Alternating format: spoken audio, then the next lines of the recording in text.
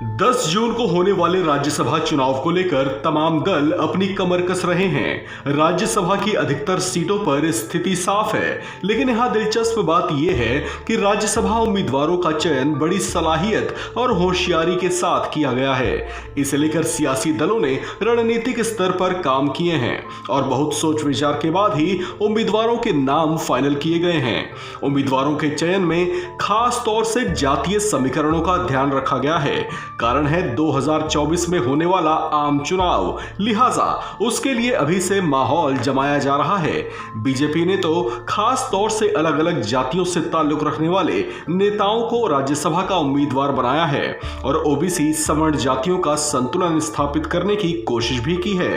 तो कांग्रेस भी कुछ वैसा ही करती दिख रही है। वो बात और है कि उसे उत्तर प्रदेश में खाली हो रही 11 सीटों में से राज्यसभा की कोई भी सीट हासिल नहीं होने वाली, लेकिन अन्य राज्यों में जहां कांग्रेस को राज्यसभा की सीट मिलनी तय मानी जा रही है, वहां कांग्रेस ने अपने ढंग से गोटियां फिट की हैं। बात उत्तर प्रदेश की करें तो यहां पर कांग्रेस के पास 2 ही विधायक हैं। ऐसे में वो यहां से राज्यसभा की किसी भी सीट से दावेदार नहीं है। बाकी 7 राज्यों से उसने राज्यसभा के 10 सीटों के लिए अपने उम्मीदवारों की घोषणा की है। यहाँ एक बड़ा दिलचस्प फैक्टर ये है कि कांग्रेस के 10 राज्यसभा उम्मीदवारों में से उसने उत्तर प्रदेश से आने वाले चेहरों को तवज्जो दी है। इसके पीछे जो एक बड़ी वजह बताई जा रही है वो ये है कि कांग्रेस 2024 के आम चुनावों को ध्यान में रखे हुए है। उत्तर प्रदेश में लोकसभा की 80 सीटें हैं। ऐसे में वो यूपी में लगभग अधभरी सी पड़ी कांग्रेस में एक नई जान फूंकने की कोशिश कर रही है। लिहाजा उत्तर प्रदेश के पार्टी चेहरों को राज्यसभा भेजकर वो अलग अलग जातियों में अपनी धाक मजबूत करना चाह रही है।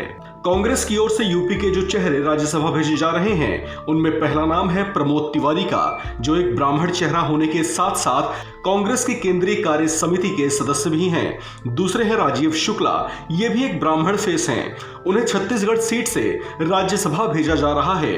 तीसरा नाम है इमरान प्रतापगढ़ी का, जो कि एक मुस्लिम चेहरा है। इन्हें महाराष्ट्र की सीट से राज्यसभा भेजा जा रहा है। राजनीतिक पंडितों की माने तो कांग्रेस 2024 के आम चुनाव के लिहाज से बेहद रणनीतिक ढंग से काम कर रही है। ऐसे में उसका यूपी के ब्राह्मण और मुस्लिम चेहरों पर दांव लगाना, और वो भी दूसरे राज्यों से, कहीं न कहीं उत्तर प्रदेश के प्रति उसकी चुनावी गंभीरता को जाहिर करता है।